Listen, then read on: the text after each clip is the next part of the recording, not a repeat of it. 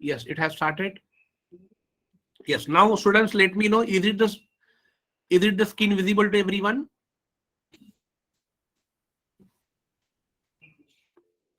Please do reply. Okay, thank you, Shweta, Lavina, Manali. See, now only 3 students are there and Rahila. There are 4 students. So whenever I ask questions, please be up.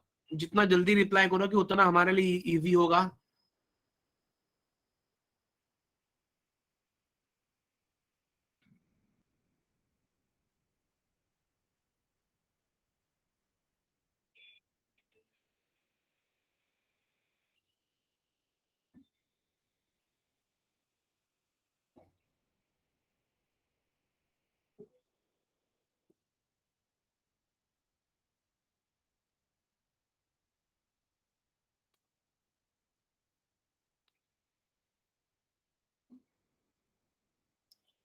Okay, wait a minute, student.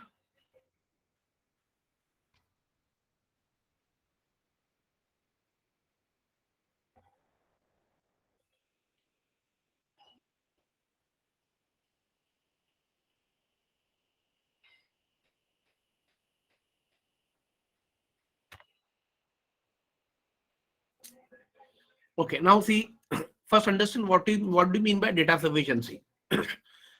See, here we have data sufficiency is nothing but what?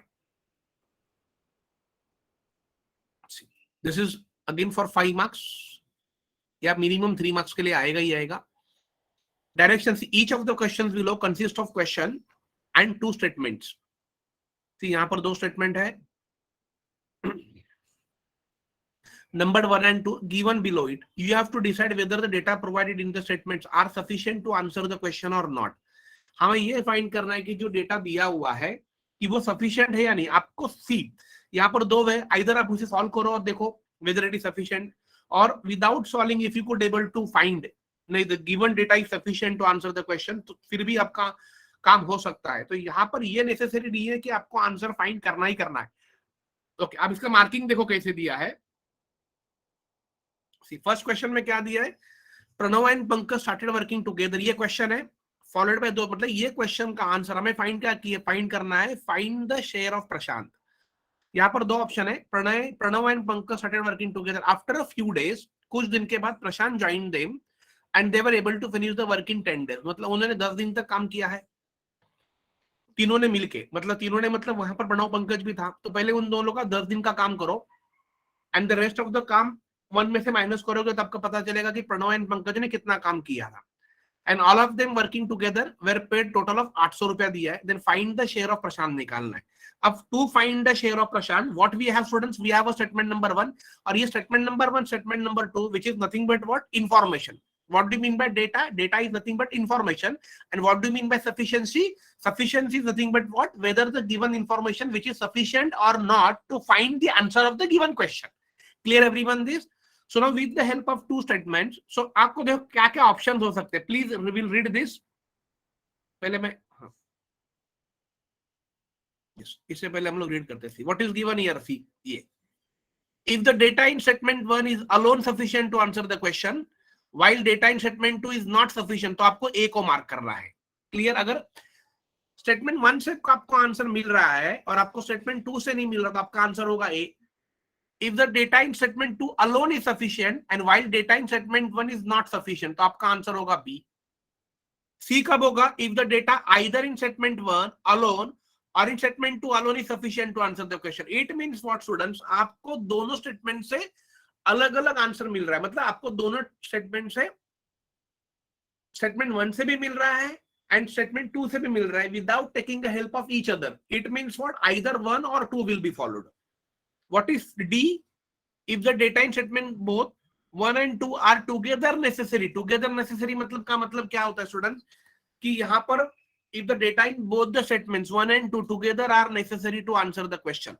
It means what, कि आपको एक से answer नहीं मिल रहा है independently, आपको second से भी नहीं मिल रहा है, बट लेकिन आपने जब दोनों का हेल्प लिया, दोनों को अगर कंबाइन किया दिए हुए इंफॉर्मेशन को और आपको आंसर मिल रहा है, इट मींस आपका answer would be D. And if the data in given statement both statements 1 and 2 together are not sufficient, आपको दोनों में से आंसर नहीं मिल रहा है, मतलब आंसर होगा ही. This will keep on changing every question के लिए. नीचे देखो, अभी सेकंड क्वेश्चन देख लीजिए. तो हर एक क्वेश्चन के लिए अलग अलग होगा सी। अब देखो सेकंड क्वेश्चन के लिए दिया हुआ तो आपको बाहर नहीं करना है, वो दिया रहेगा, आपको खाली आंसर फाइंड करके निकालना है कि एग्जैक्टली क्या हो सकता है। Hope this clear everyone?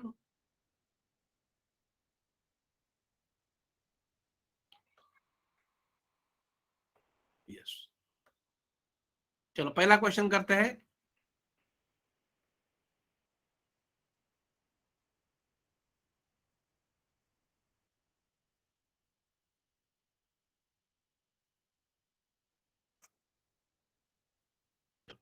Clear हो गया सबको? आप स्टूडेंट देखो यहाँ पर पहले क्वेश्चन में क्या दिया है, लेट मी जस्ट पहले इसको क्लीन करने दो।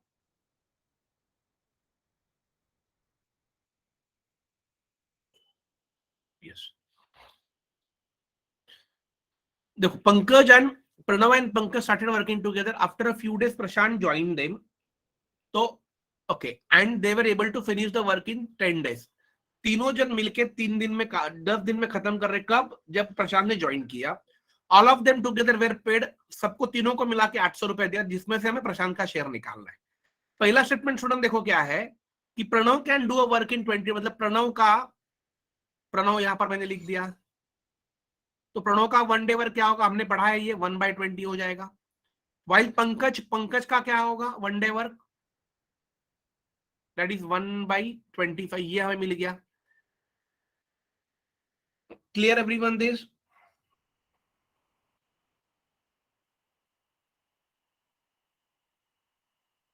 यस, अब ये the work was completed in 10 days। तो पूरा काम 10 दिन में खत्म हो गया है, लेकिन कब खत्म हो गया है? After a few days. Prashant जब ज्वाइन करता तो आफ्टर फ्यू डेज तक इन्होंने कितना काम किया हमें पता नहीं है। तो पहले ये करेंगे कि तीनों ने मिलकर 10 दिन में काम किया, they were able to finish the work in 10 days। तो work was complete in 10 days, the part of the work complete by Pranav and Pankaj in 10 days, पहले वो निकालते हैं। तो यहां पर देख लीजिए 1/20 प्लस 1/25 और इसको मल्टीप्लाई करेंगे 10। तो ये क्या होगा स्टूडेंट्स, ये हो जाएगा आपका part of work completed by Pranav and Pankaj in 10 days, मतलब इन दोनों ने 10 दिन में कितना काम किया वो हमें पता है, ये हमें पता चल जाएगा। सो दिस विल बी, ये आप लोग अगर करोगे तो एलसीएम होगा 100, तो 25 × 4 और 20 × 5 होगा, तो ऊपर भी 5 होगा और यहाँ पर भी 4 होगा। So it would be 5 + 4 9 into 10 divide by नीचे होगा 100, तो 0 0 कैंसिल हो गया, तो ये हो गया 9/10। इतना काम प्रणव एंड पंकज ने किया है। ओके, तो कितना काम बचा था करने के लिए, जो प्रशांत कंप्लीट करेगा, तो रिमेनिंग वर्क ये प्रशांत के लिए बचेगा, दैट इज 1 - 9/10 करो, तो ये हो जाएगा 1/10।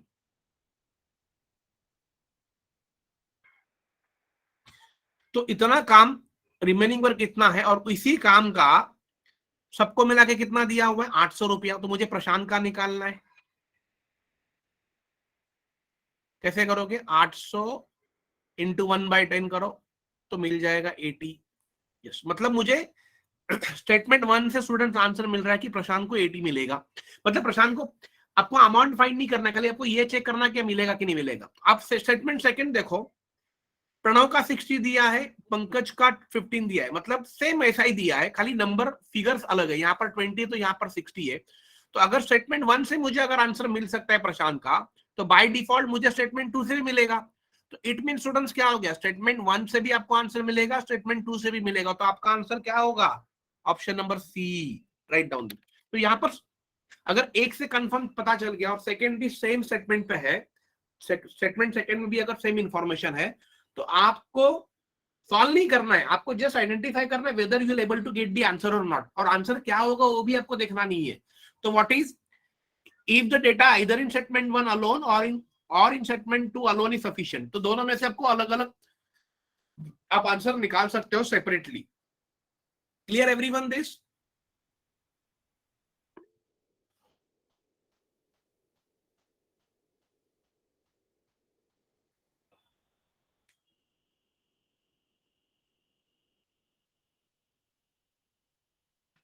ओके, कल हमने जो टॉपिक कवर किया था मैथ्स इनइक्वालिटी का, तो मैडम को बोल देता हूँ कि आप असाइनमेंट्स आप लोगों को ये दो टॉपिक के मिल जाएंगे। यस, सेकंड क्वेश्चन देखो स्टूडेंट्स क्या है। See what is second? Two partners P and Q entered in a business. What profit will Q get at the end of the 2 years? हमें ये जानना है कि 2 साल के बाद उसे क्या प्रॉफिट मिलेगा। P and Q started a business investing in the ratio 4:7 and after 2 years P share rupees 95,000. P का शेयर उसने कितना है 95,000 और P joined the business with an amount of rupees 5 lakhs. ये दो ऑप्शन हमें दिए हुए हैं।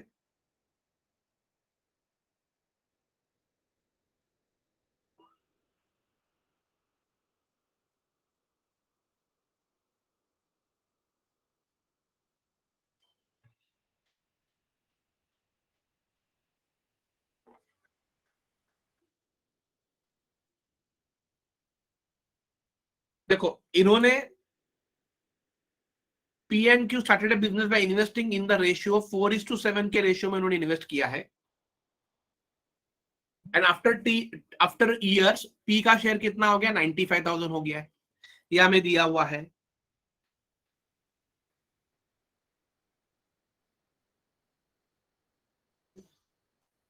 तो स्टूडेंट देखो ये आपका रेशियो है 4:7। 4 किसका है P का, और P का शेयर कितना दिया 95,000, राइट डाउन यहां पर। डिवाइड आपको what profit Q will get निकालना है, तो यहां पर होगा Q का शेयर, और Q मैंने यहां पर Q लिख दिया, सपोज Q का शेयर मुझे निकालना है।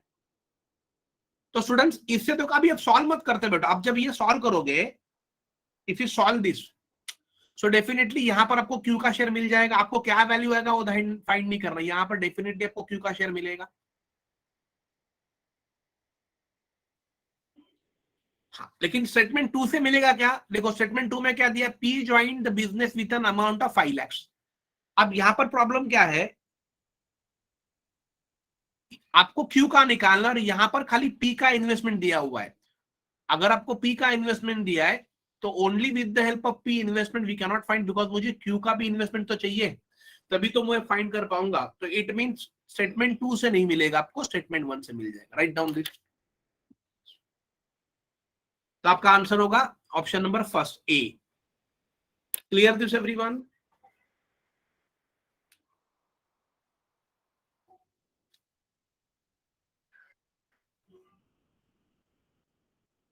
तो देखो इतना इजी है कि हमने यहाँ पर देखो सॉल्व ही नहीं किया है, लेकिन मुझे पता है कि भाई अगर मैं सॉल्व करूंगा तो मुझे Q का शेयर मिलेगा और वही निकालना है। तो वो अगर मिल रहा है तो फाइंड, क्योंकि आपको ये थोड़ी पूछा है कि क्या आंसर आएगा, क्या फिगर आएगा, आपको खाली जस्ट चेक करना है। Let's see question number 3।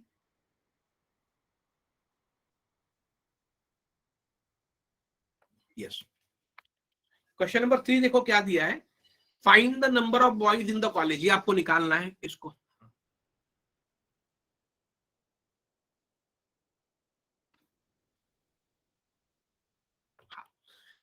ऊपर मैं लिख पाऊंगा, नीचे वाला क्वेश्चन देखो, find the number of boys in the college. हमें फाइंड क्या करना है students, number of boys in the college find करना है। If 60% of the total boys and 40% total girls participated in event में total boys के 60% participate कर रहे हैं and 40% of total girls participate in event। हमारे पास स्टेटमेंट 1 क्या है, the number of girls participate in event is 120, there are more than 300 boys in the college। और दूसरा इंफॉर्मेशन क्या है कि there are more than 300 boys in the college, वो बोला है। स्टेटमेंट 2 क्या है student, the number of girls in the college is 25% more than the number of boys who participated in the event। ये हमारे पास दिया हुआ है। अब देखो स्टूडेंट्स, अगर मैं स्टेटमेंट 1 का यूज करता हूं, लेट अस अज्यूम यहां पर if I use statement 1, the number of girls participate in an event is 120, और हमें ये दिया हुआ है कि 40% of the total girls participate in event, मतलब see 40% of total girls which is equal to 120, because इतने लोग ये कर रहे हैं, तो मुझे इससे पता चल जाएगा कि टोटल गर्ल्स कितने हैं। यस और नो? तो 120 इंटू 100 डिवाइड 40 हो जाएगा, 0 0 विल गेट कैंसल, 4 3 था, तो टोटल गर्ल्स हो गए स्टूडेंट्स 300।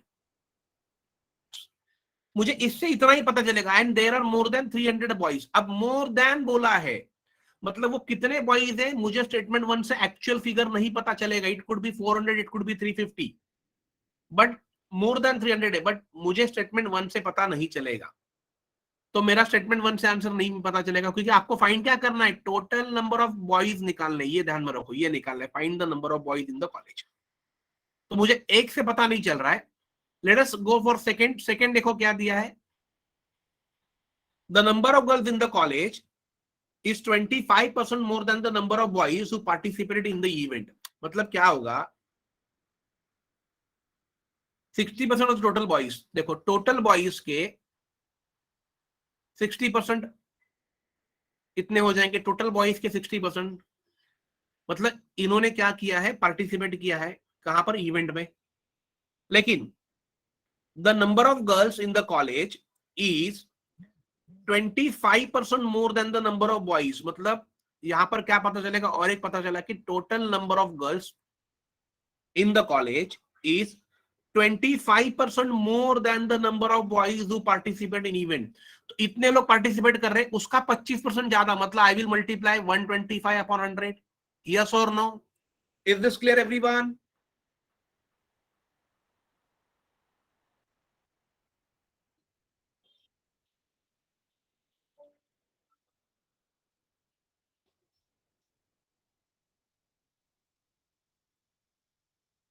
यस। अब देखो स्टूडेंट क्या होगा, यहां पर टोटल नंबर ऑफ गर्ल्स पता है 300 है, जिसको मैं यहां पर भर सकता हूं। तो मैंने समझो ये फर्स्ट वाले स्टेटमेंट के डेटा को मैंने स्टेटमेंट 2 में भर दिया, 300, which is equal to total boys into 60 upon 100 into 125 upon 100। अब 300 into 100 into 100 डिवाइड 60 into 125 करता हूं, लेट अस सी, मुझे पता चल जाएगी टोटल बॉयज। तो 65 था, 5 5 25 25 4 था, सो 100 into 4 कितना आया स्टूडेंट्स, 400 मिला। तो देखो, तो यहां पर क्या बोला, there are more than 300 boys, मतलब मुझे 400 मिले, मतलब 300 ज्यादा है, तो मेरा आंसर करेक्ट है। लेकिन मुझे आंसर कब मिला, जब मैंने 1 का डेटा 2 में भर दिया, तो मतलब मैंने 1 एंड 2 दोनों का यूज किया है together. Is this clear everyone?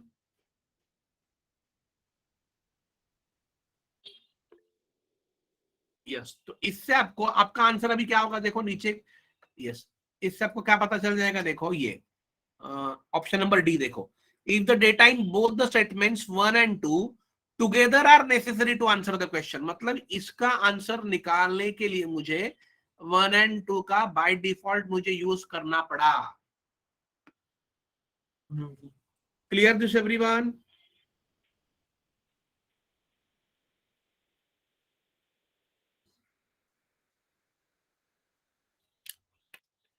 Yes. चलो अब स्टूडेंट्स आप लोग एक ट्राई करो फोर्थ वाला। यस।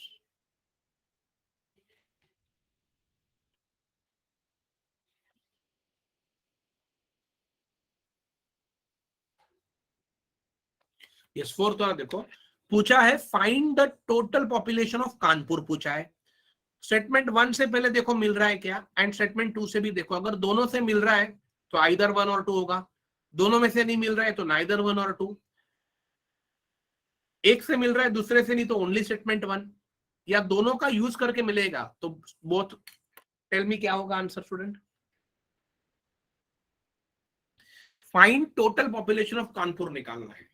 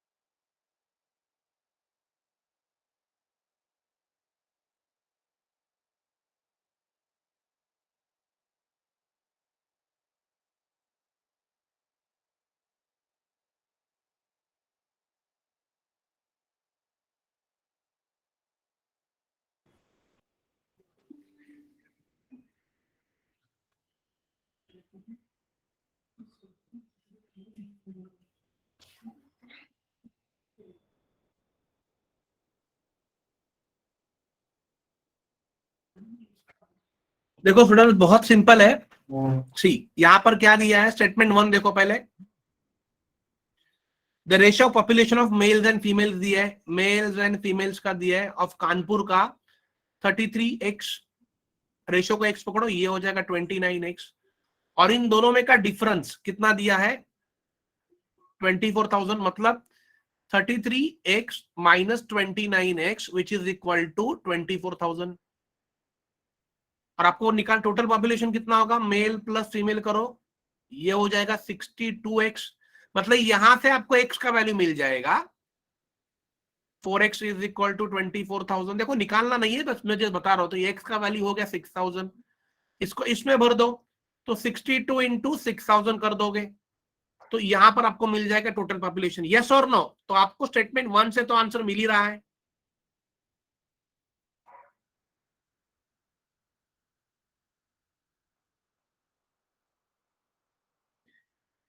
क्या मिल रहा है उससे आपको कुछ लेना देना नहीं है स्टूडेंट, खाली ये देखना है कि whether you are getting answer और नॉट। अब स्टेटमेंट टू को देख लीजिए। स्टेटमेंट टू क्या कह रहा है, द पॉपुलेशन ऑफ कानपुर, देखो क्या कह रहा है, पॉपुलेशन ऑफ कानपुर, कानपुर का जो पॉपुलेशन है वो 60% है of Patna, and the difference between population of Kanpur and Patna is 35,000 दिया है।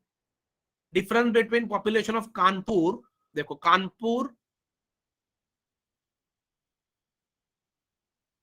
और पटना,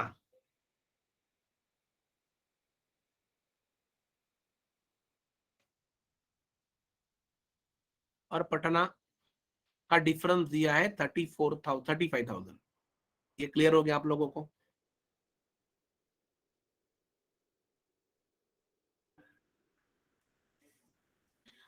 तो अब यहां पर देख लीजिए स्टूडेंट्स, इसको अगर हम लोग सॉल्व करते हैं, suppose if I solve this 23 जा और 25 जा, यस और नो? तो सपोज मेरा कानपुर ऊपर है, नीचे पटना को ले लिया, विच इज इक्वल टू 3/5 आ गया, यस और नो? मतलब ये जो डिफरेंस है, ये वाला देखो 5x माइनस 3x, और ये दिया है 35,000, तो आपको इससे भी x का वैल्यू पता चल जाएगा। इन दोनों को ऐड करोगे तो इससे आपको कानपुर का x मिल जाए, आपको कानपुर का निकालना है, तो ये 3x पकड़ा था, तो x का वैल्यू यहां पर मिला, और 3x में भर दो तो यहां पर भी कानपुर का मिल जाएगा, मतलब आपको दोनों से अलग मिल रहा है स्टूडेंट। तो आंसर क्या होगा, क्लियर हो गया आप लोगों को? ये सिंपल था ये भी। तो यहां पर see either in statement one alone और स्टेटमेंट टू, मतलब दोनों से आपको सेपरेटली आंसर मिल रहा है, आपको किसी की हेल्प लेने की जरूरत नहीं है। Is this clear everyone?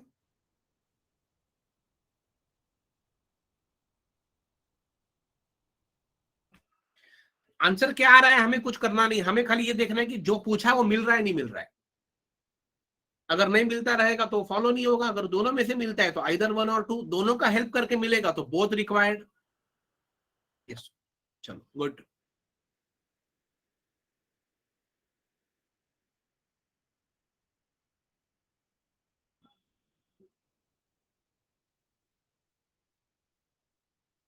Yes, okay, question number 5 try करो अभी।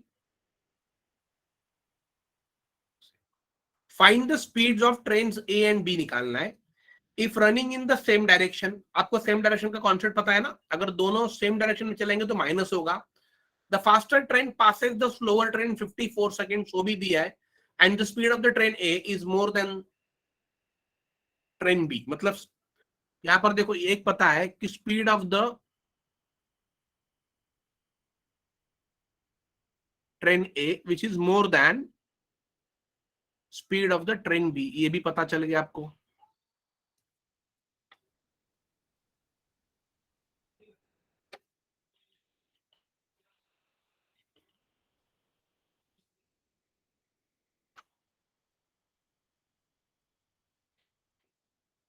तो इसका speed of the train A का समझो मैंने पकड़ लिया स्टूडेंट्स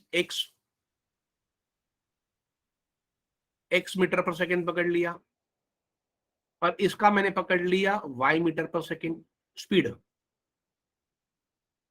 तो स्टेटमेंट वन से क्या पता चल रहा है, train A and B of length, तो length of the train A दिया है, देखो length of the train A which is 140 metre, length of the train B which is 130 metre, respectively are running on parallel tracks. तो statement one से हमें देखो क्या मिलेगा स्टूडेंट, स्टेटमेंट वन से व्हाट इज द फॉर्मूला, और यहां पर इनका रिलेटिव स्पीड क्या होगा, दोनों चल रहे हैं स्टूडेंट्स सेम डायरेक्शन में, तो होगा एक्स माइनस वाई, ये मैंने ऑलरेडी पढ़ा है आप लोगों को, मीटर पर सेकेंड।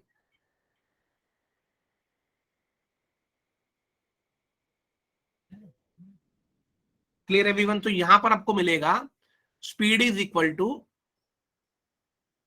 डिस्टेंस अपॉन टाइम, क्योंकि आपको स्पीड ही निकालना है। डिस्टेंस स्पीड कितना है, एक्स माइनस वाई, डिस्टेंस कितना है स्टूडेंट, दोनों को ऐड करो 270 हो जाएगा, क्योंकि डिस्टेंस को हमेशा ऐड करना होता है जितने भी हो, एंड टाइम कितने सेकंड में वो उसे क्रॉस कर रहा है, 54 सेकंड्स में। ये आपका हो गया equation number one. Is this clear everyone? तो मुझे इक्वेशन नंबर वन से आंसर नहीं मिला।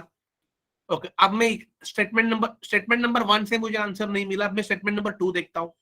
What is statement number two बोल रहा है, when running in opposite direction they pass each other in 24 second. देखो सिंपल कॉन्सेप्ट दिया है, जब वो दोनों अपोजिट में चलते हैं तो खाली डिफरेंस क्या होगा, एक्स प्लस वाई हो जाएगा, प्लस हो जाएगा, और डिस्टेंस तो उतना ही रहेगा, वही दो ट्रेन है, और यहाँ पर 54 की जगह पर आ जाएगा 24, और ये हो गया आपका two. Clear everyone? It mean students अब क्या हो जाएगा, देखो अब जब यहाँ पर दो वेरिएबल थे, तो जब दो वेरिएबल्स होते तो आपको डेफिनेटली आंसर मिलता है, एक्स एक्स भी मिलेगा, वाई भी मिलेगा। और ये इक्वेशन नंबर वन और इक्वेशन नंबर टू को अगर आप कंपेयर करोगे तो definitely you will get the answer. आपको सॉल्व नहीं करना है, मिलेगा कि नहीं मिलेगा, लेकिन कब मिलेगा, जब आपको एक और दो दोनों को आपको साथ में यूज करना होगा। तो आपका आंसर क्या होगा, option number D, both the statements one and to together necessary. Clear everyone this? ये लिख लीजिए।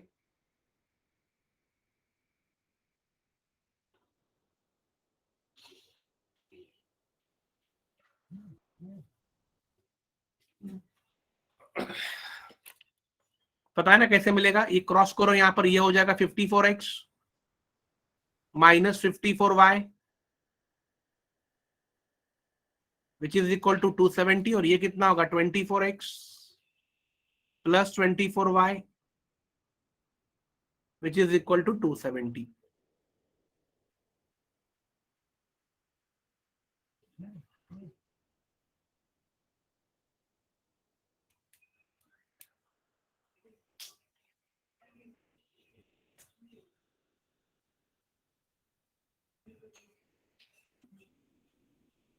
तो इससे आप लोग किसी x को इक्वल करो या किसी y को इक्वल करो, तो आपका आंसर परफेक्ट हो जाएगा।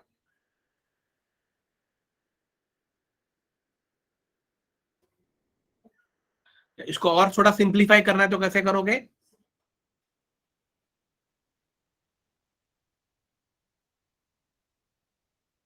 27 वन जा 27 टू जा,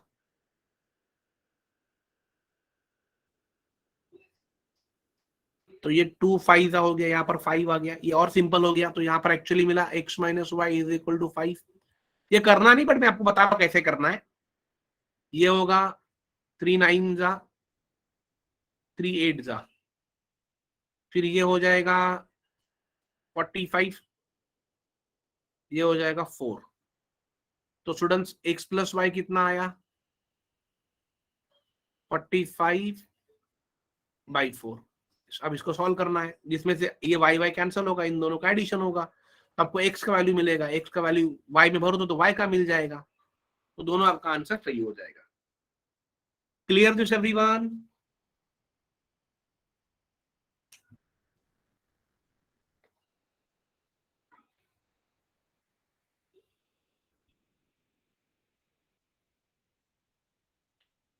Manali, Lavina, clear this?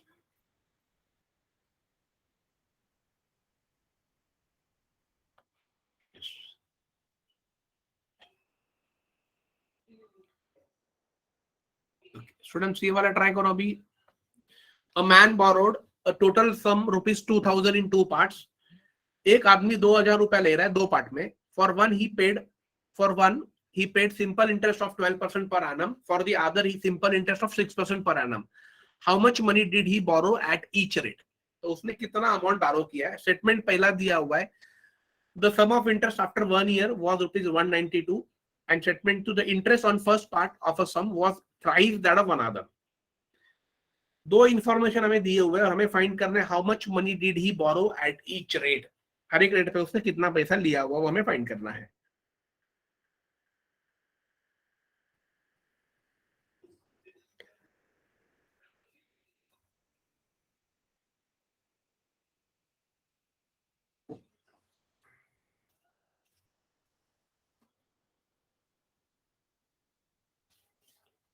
Try करो if you can.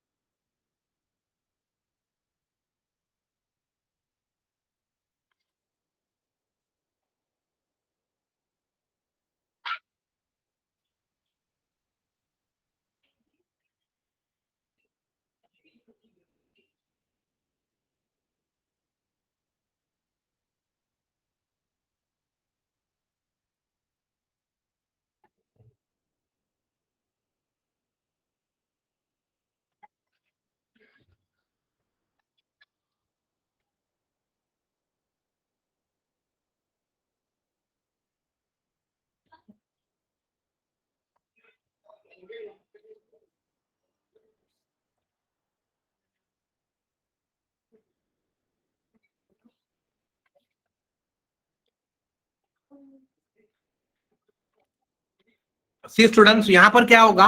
Now pay attention. A man borrowed a total sum of 2000. Suppose यहां पर 2000 है.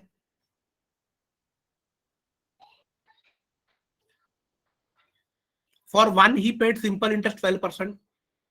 तो समझो उसने 2000 में से एक्स रुपीज पकड़ लो लिया है 12% पे. एक्स रुपीज लिया है. तो ये कितना होगा स्टूडेंट्स. 2000 minus x. ये मैंने आपको ऑलरेडी पढ़ाया हुआ है. और ये लिया है उसने 6% पे. यहां तक सबको क्लियर हो गया.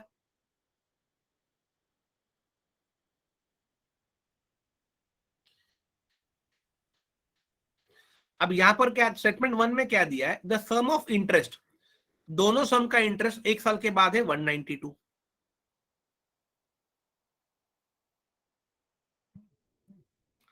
Clear everyone. तो हमें निकालना है how much money did he borrow at each rate. तो एक्स और 2000 माइनस एक्स हर एक रेट पे उसने कितना लिया वो फाइंड करना है. तो देखो क्या फॉर्मूला है स्टूडेंट्स. आप सभी को पता है. पी सिंपल इंटरेस्ट का फॉर्मूला क्या है. P R T upon 100. तो ये है प्रिंसिपल. यहां पर एक्स है. रेट 12 है. एक साल के लिए अपॉन 100 प्लस प्रिंसिपल यहां पर 2000 माइनस है. ये सब नहीं लिख रहा है बट मैं लिख रहा हूं क्योंकि इजीली आपको ये आ जाएगा. रेट है 6. टाइम है एक साल के लिए. Divide by 100. दोनों को मिला के दोनों का इंटरेस्ट यहाँ का इंटरेस्ट ये और ये मिला के उसको मिल रहा है 192. आप जब ये पूरा सॉल्व करोगे तो आपको डेफिनेटली वैल्यू ऑफ एक्स मिल जाएगा. यस और नो स्टूडेंट. तो अगर आपको एक्स का वैल्यू मिल रहा है और वही निकालना है इट मीन्स वो स्टेटमेंट वन से आंसर आपको मिल रहा है. यही क्लियर हो गया.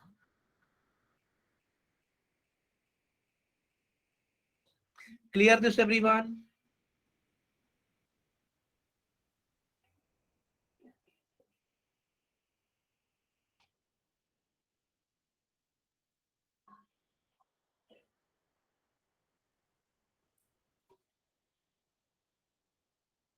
ओके, अब सेकेंड में क्या बोला है? The interest on first part of sum was thrice that of another.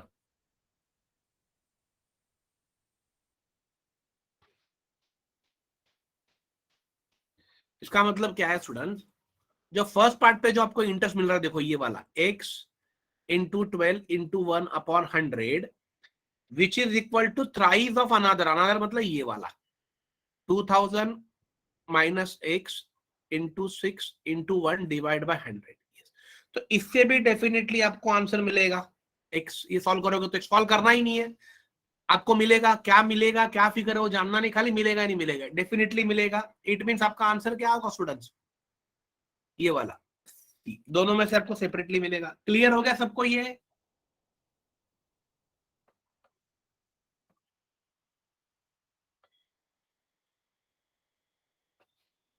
मतलब इसमें आपको सॉल्व ही नहीं करना है, just you have to check whether you will get the answer और not.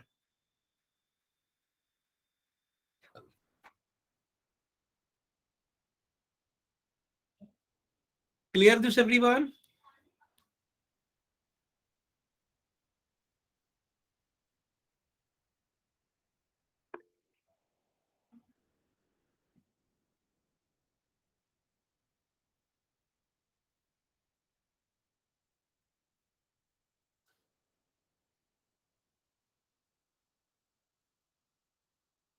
Okay students.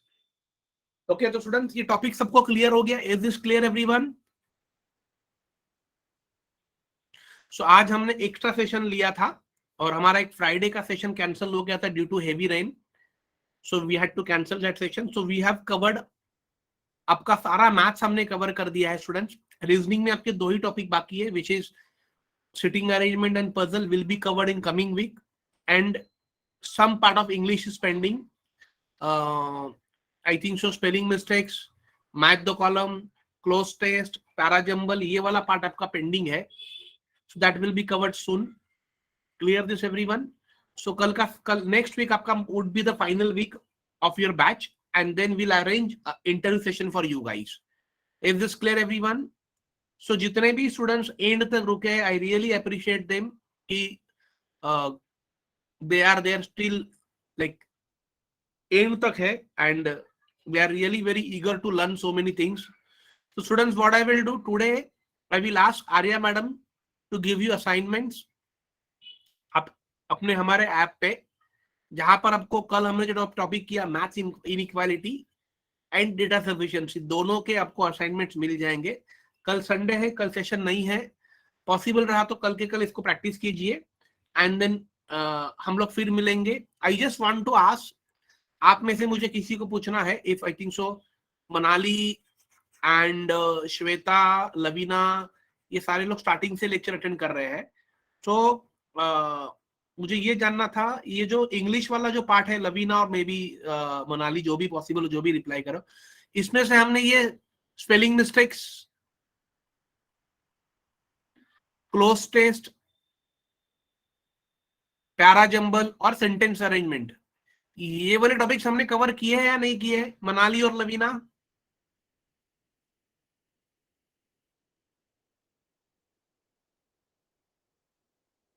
Spelling mistakes, cloze test, parajumble, ये topics cover हुए या नहीं हुए?